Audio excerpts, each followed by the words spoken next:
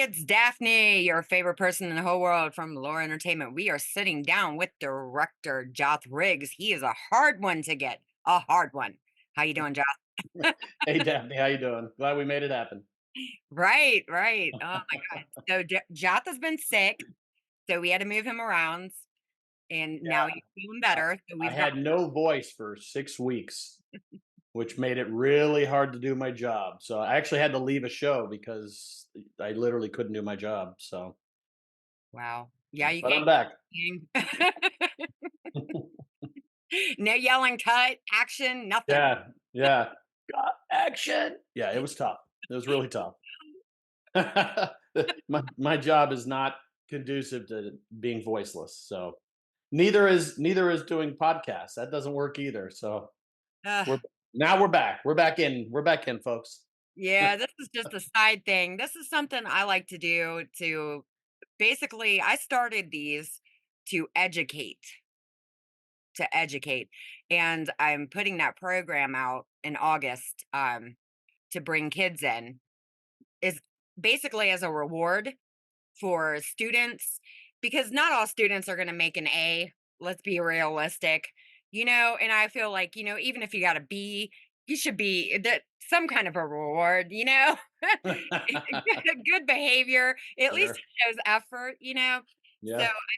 I put it out with the school boards that if they hold a B and if their behavior is good and you are submitted by a teacher or a principal, has to be no parents because parents show favoritism. We know this. Yeah. And you're submitted by a teacher or, the principal to me. What I'm going to do is I'm going to put their names in and draw them out live. I'll go, live and pick one or two kids each week to co-host some of these with. Nice. And the Yeah. reason why I kind of did that is because one, it'll get them interested in just more than wanting to become YouTube famous or TikTok famous, and Yeah. maybe show them a little different sides of the industry as far as broadcasting, camera work, Yeah. stunt, other portions of the industry, because it's not all about just getting TikTok famous. There are other aspects of this industry that they could be doing. Yeah, the technical behind the scenes work. Yeah, the fun Yeah. stuff. Yeah. The fun Yeah. stuff. Yeah. Yeah, no, totally. It's funny, my daughter's high school had a career day for the film industry, Mhm. and they had all producers and directors come and talk. And I said, "Why don't they have anybody representing below the line crew?" Cinematographers and assistant directors and production designers and costume designers and sound people. I mean, there's so many great things to do on a set besides just produce and direct. I mean, Yeah. there's a lot of great careers in the business. Well, it's not the best industry to start a career in right now. But if you do, there's a lot of different things to do on a set. I mean, hundreds of different positions, literally. Yeah. So, yeah, I mean, it's not all about, and this is something that I put out there all the time. It's not about, there's so many people that are just worried about becoming famous. yeah, If yeah, that's why you're doing this job or trying to get into this industry, please just don't, yeah, you know, yeah. We don't need that. No don't, thanks. because you actually have to like this job in order to make it anywhere. Because if you're just in it to get famous, just do us a favor and don't, you know?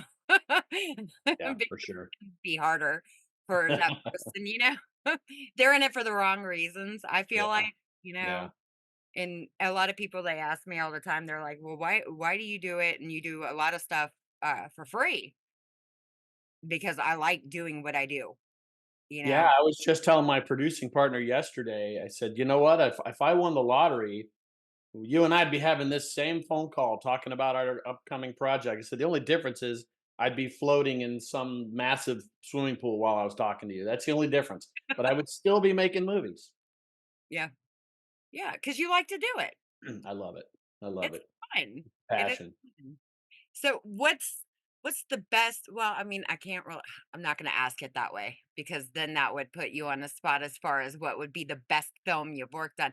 What's the funnest set What set have you had the most fun on? Well, I think that would have to be Starship Troopers just because of the fact that we had at the time, I mean, that one was in we shot that in '96, which was a long time ago.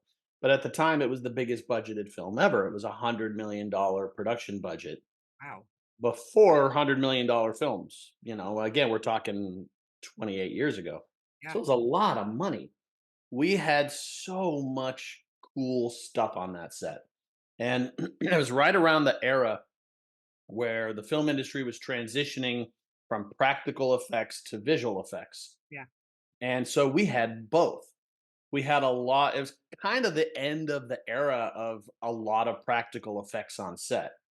And so I'm grateful I had that experience, Yeah. because nowadays you read a, I mean, it used to be you'd read a script and you'd see some really cool scenes. You're like, wow, I can't wait to shoot that. But nowadays you're like, oh, it just means we're going to be on a green screen stage or a volume stage. Where before, it's like, ooh, pirate ships fighting in the Caribbean. I wonder where we're going to go, what exotic locale we're going to go shoot that at. Mhm. And so on Starship Troopers, we had a lot of really cool stunts and special effects and the real deal. But we also had at the time the latest technology of green screen and blue screen visual effects, which at the time was super cool because nobody had been doing that yet.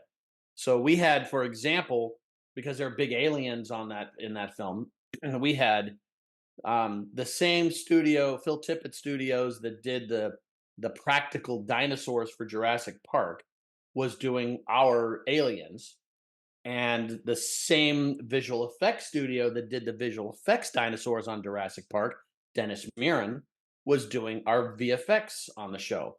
So we had cutting edge technology on both fronts at the same time. And it was just a really cool time to be in filmmaking, seeing all of the different ways that you could go about getting what you wanted and putting it on screen. And it was a ton of fun. I loved it. So the stunts, I mean, did they have a lot of stunt coordinators in that, or Well, were they had one stunt coordinator, but a huge stunt team. In fact, the stunt coordinator was also our second unit director.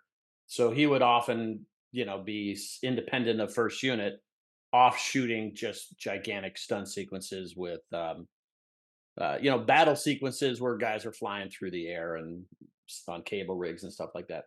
I mean, we did quite a bit with first unit as well that involved our principals. Um, so there was always something cool happening, most days on that set. wow, that Yeah. sounds like fun. I mean, that would be a lot of fun because I like to rappel, so I can imagine being jerked on those wires. But Yeah. the old school stuff, it seems like it's a lot more fun. And everybody was asking about a lot of the projects that I've got going on, whether or not I plan on using the AI or the a lot of CGI. And I'm like, I'm old school, Yeah. so I don't want to. Basically, if I know that we can do it, I want to do it.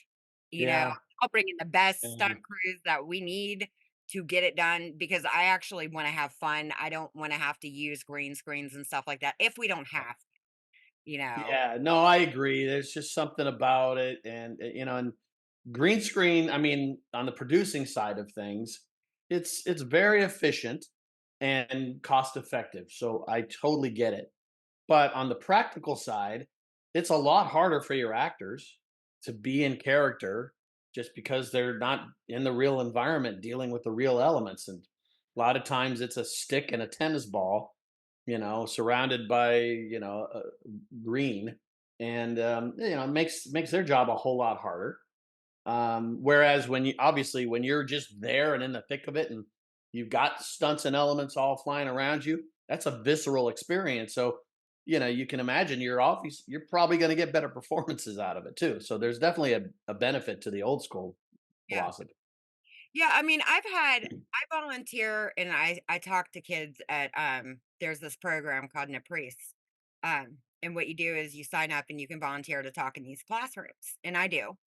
And I had these kids ask me one day because they knew that I've done some acting jobs. And they were like, "Well, if you ever had the chance to do a Marvel movie, would you?"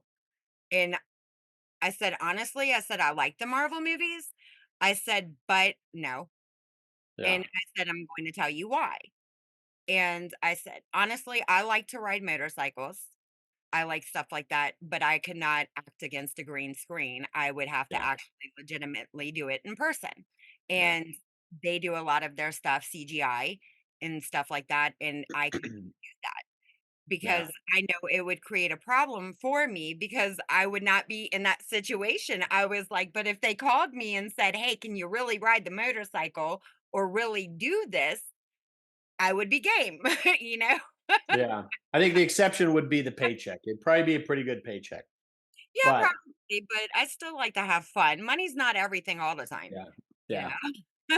Yeah, no, I agree. And actually, I the first half of my career I spent in the studio, big budget studio world.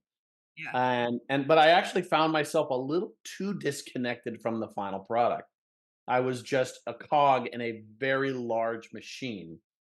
And so I ended up switching into indies where I was rolling up my sleeves and hands on in the process and a much bigger part of the actual process. And it's just so cool. It's so much fun being really, the part of the driving force of creating such amazing stuff, yeah. you know. So, Hard but work. yeah, I mean, there's something to be said. Obviously, the big Marvel movies are amazing, but as big as they are, it's a whole different formula that, you implement to create those, so Yeah, yeah. different animal altogether. So, you don't have to say the name of any films. What is the worst situation? You don't have to say any names or anything. Yeah, well, no, I mean, I won't. I mean, I'm trying to think. I don't really have a specific one that stands out.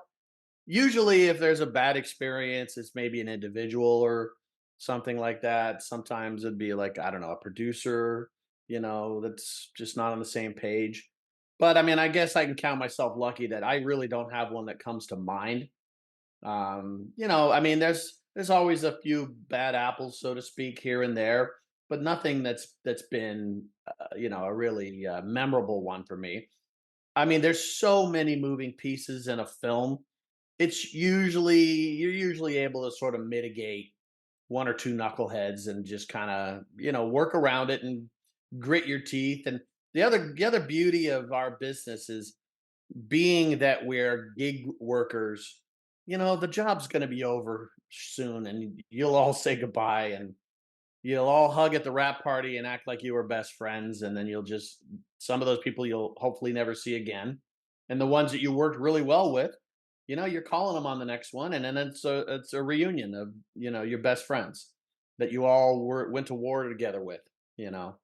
So again, nothing lasts forever in this business, which is good and bad. But the good part of it is that even a bad experience doesn't last that long. That's true. That is true. Yeah. So, I mean, when did you first get into this industry? How many years you been in this? Well, my first professional film was Pet Cemetery 2 in 1992. I was a film student before that, so I made a lot of short films leading up to that.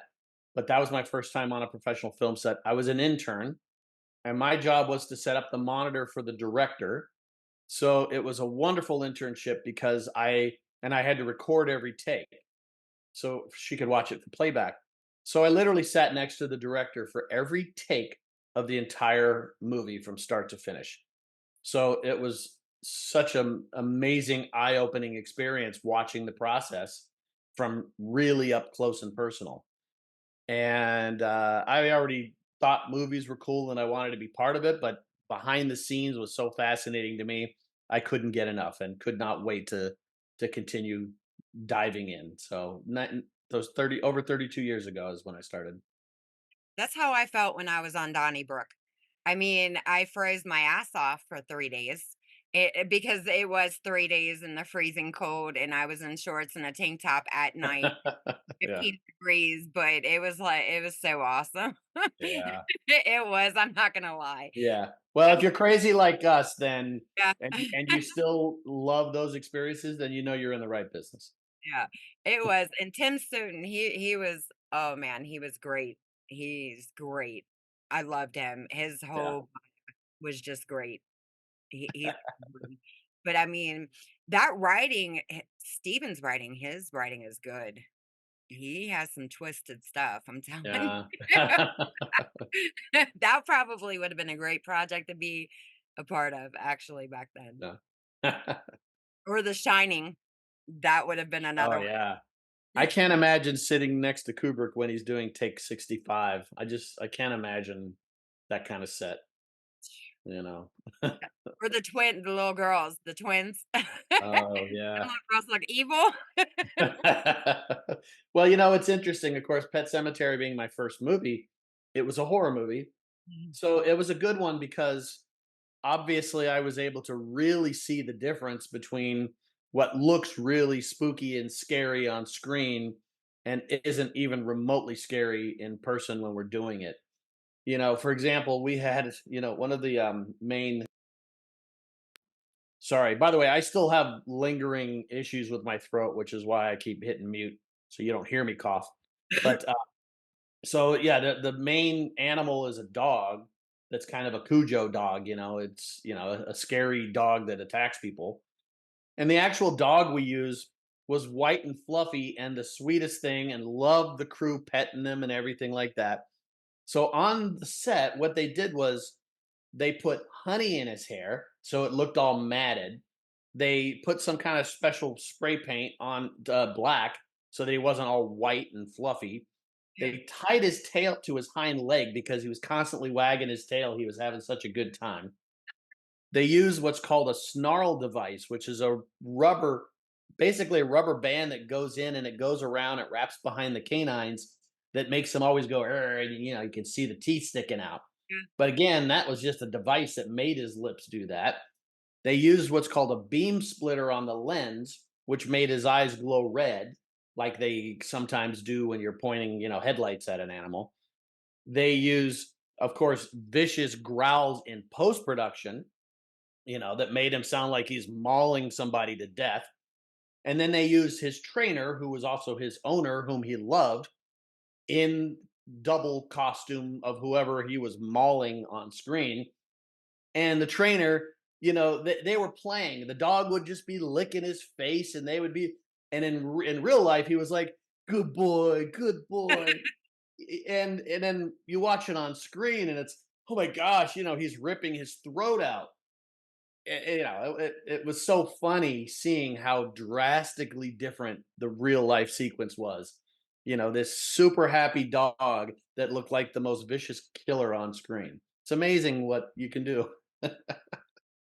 Horror movies are fun. I mean, I love horror movies. I think I've done 3 or 4, and I tell you what, I have had the most fun in those movies because you just I don't know, between the makeup Yeah, and atmosphere and everything, it's so much fun because you get to do so much goofy shit.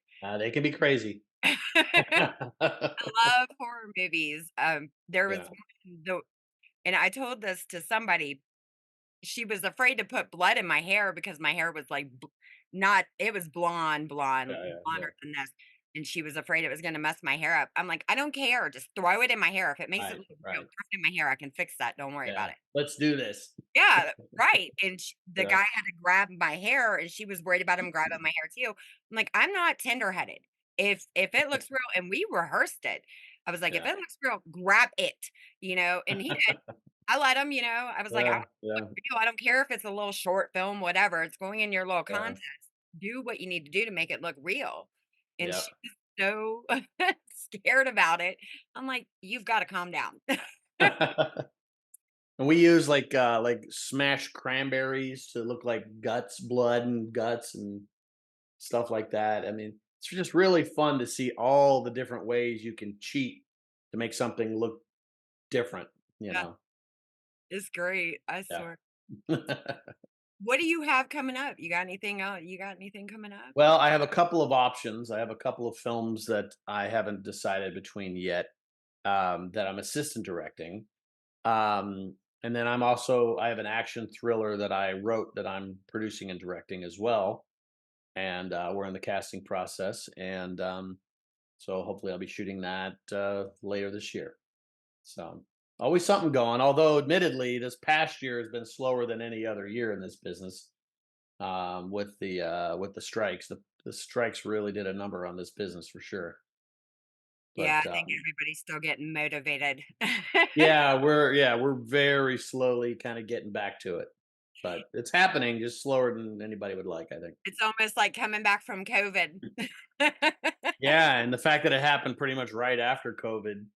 And then, of course, there's other potential strikes coming up in the next few weeks that everybody's sort of still waiting on. The IATSE and Teamsters are still negotiating their contracts. So, bit of upheaval in this business. You gotta have the stomach for it if you want to be in this business. Of course, even on a good day, it's freelance. So, even though I've been doing it for over 32 years and I've done over 120 something films, when the film's over, I'm just as unemployed as the next guy. I don't have job security, and I've got to find my next gig just like anybody else. So you definitely got to be thick-skinned in this business. That's another thing I've said numerous times, especially Yeah. educating, new actors, you know, with casting and stuff. I tell them, "You cannot get upset," and I really say this for kids, not adults, because kids need to know, about the casting and how they get hurt. Their feelings are hurt if they don't get a role, and it's not necessarily their performance. It could be anything. It could be, you're an inch too short, your hair color is not Right. right. Because I mean, Sure. I've had that happen to me where my hair was too blonde for one film and not blonde enough for the other one. Like Yeah, and it's no reflection on your ability necessarily. no, Yeah. there was a movie that came here. It was the movie that Regina King came here to shoot. My hair was too blonde for that movie. And when the bike riders shot, the one that's about to be released here, my hair wasn't blonde enough. I'm like, "There's no medium with you with casting. Yeah. Yeah. You're too blonde, not blonde enough." I was like, "You know what? I'm just gonna leave it the way it is because I'm happy with the way it is, so whatever." Yeah, you gotta pick a brand and go with it. It's the same with, like, whether or not you have a beard or short hair or long hair. I mean, in theory, you could shave your head, but if your brand is long hair, you might have to pass on some shaved head, you know, stuff. It just depends. Because I mean, I have a separate film that's a military film that's coming up, and we're considering some actors, but I said, you know what, that actor is like known for their hair. That actor's not going to want to do a Marine Corps buzz cut. So, but that actor works a lot, so it's fine. So you just sometimes just have to own your brand, and that's okay too. Well, look at Demi Moore when she shaved All her head. right. Yeah, Jane. Yeah, that's true. That I was cannot hardcore. believe she Yeah. shaved her head for that role. That woman is Yeah, been that's commitment. yeah, yeah. I mean, I give her props, Yeah. seriously. Yeah, that's That dedication. Yep. Because honestly, do I think I mean, as far as I'd cut my hair, I think would be to here. Mhm. Would I ever shave my head? Hell no. Yeah, yeah, yeah. I wouldn't either, and I'm a guy, so Right. it'll shave itself eventually. It's getting there, but I don't need to rush it. Kinda like women, your hair gets thinner when you get older, I'm all Yeah, good. It might not grow yeah. back if I friggin' shave That's right. I don't want it wig. I'm good with that. No. Yeah. Goodness, it's crazy. So, you have your projects coming up. You got any other big plans? Well, the projects that I've got coming up that we're potentially looking at doing, a company and putting a package together. So it's going to involve more than just directing a film. It's going to mean, a lot of business stuff, which is not my favorite. But I do love making movies, and so the opportunity to make a full slate sounds very appealing. I've got a team, that handles stuff that I'm not skilled in. Yeah. But it's a lot of work. It's time consuming, and of course, there's a lot of speculative time put into stuff like this, where you're not getting paid for your time until you get past a certain threshold, but you'll never get past that threshold unless you put in that time.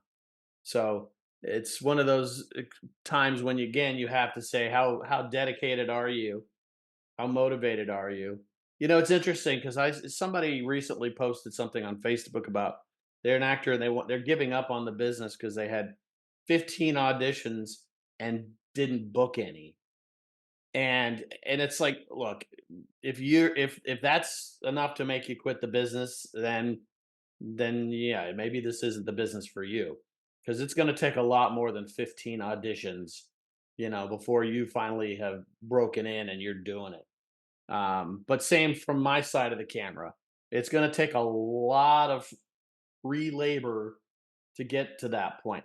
And by the way, I'll comment on this. I don't even know, who all's watching this, but for people who are just getting in, Mhm. it's very popular, especially among younger people in this business, to say, don't ever work for free. Know your worth.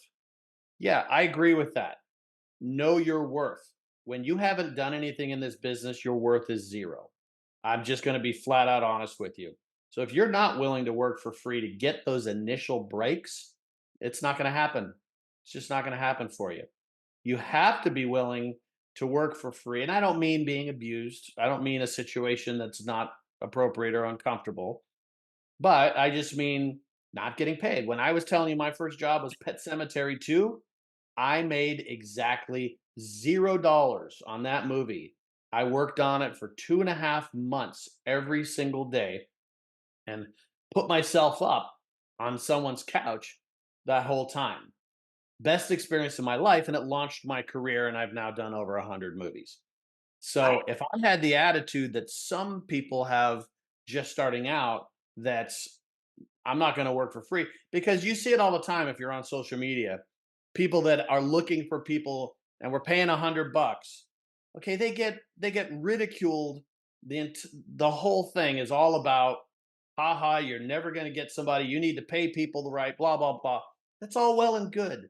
If you're a veteran in this business and you can command the rates, good for you. And there's plenty of people out there. Then you just ignore the posts where they're only paying you a pizza and a credit. But for people who just don't have the experience, don't have the connections, you've got to do it. So go in there with a good attitude, work your butt off, take the pizza, take the credit, take the flack from all your other friends who graduated film school who aren't working and are complaining, and make those connections count. Move on to the next project.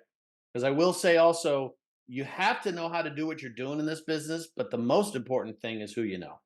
Because it doesn't matter how good you are, if nobody knows who you are, you're not going to get the call. So work hard, work your butt off, don't complain, and move up. Get better, keep going, and pay your dues, and eventually you'll be there and you'll be cooking. I don't look for work anymore. Work I comes to me. completely. I started as an extra, and like I said, those 3 nights in the cold on Donnybrook was the first thing I ever did. I didn't make shit. Did not make shit, but you know what? Yep. It's the best damn time I ever had, and Yeah. I was one of the Yeah. only females who actually made it through all 3 nights.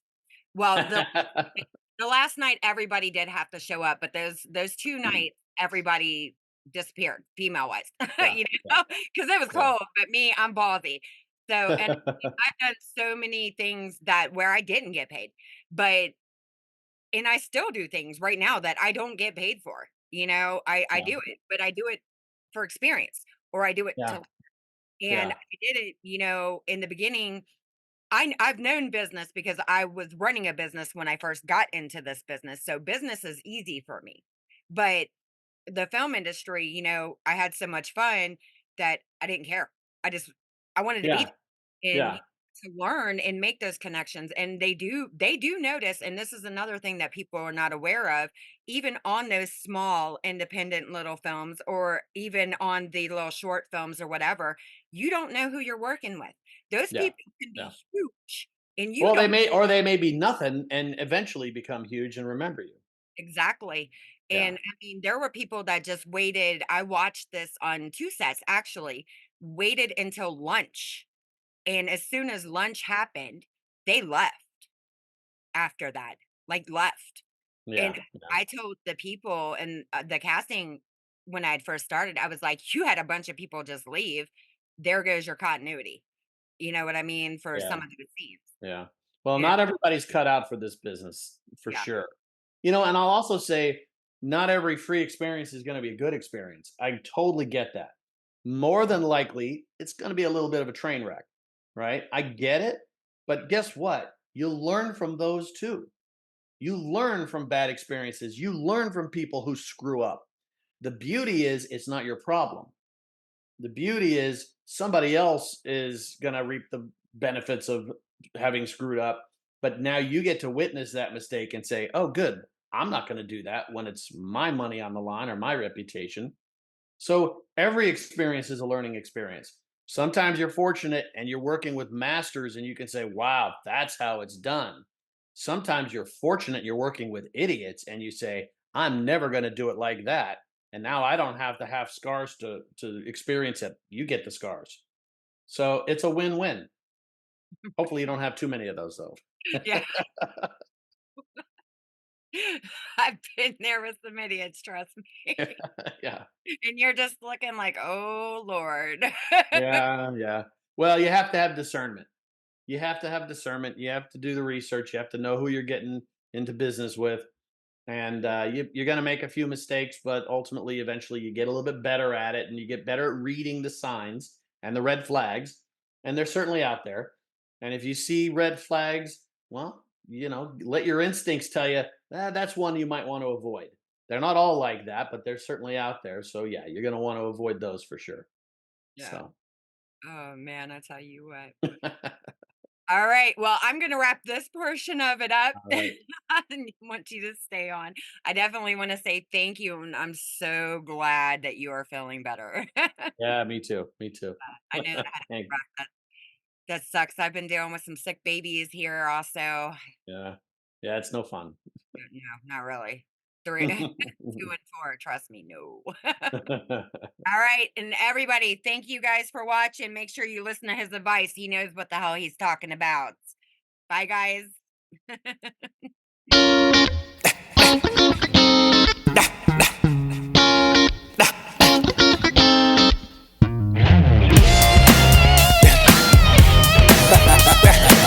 Yeah, yeah, it's over, baby. You said that you love me, you said that you care. You say that you will die for me, girl, but you know that just how that. I don't care what you say, I don't care what you do. No need to look to your left, girl, cause nothing belongs to you. Now you try me, you know you can't run them games on me. Now you creeping, I saw you stepping out with that G, yeah. Say what you wanna say, do what you wanna do, play how you wanna play. It's over, it's over, it's over.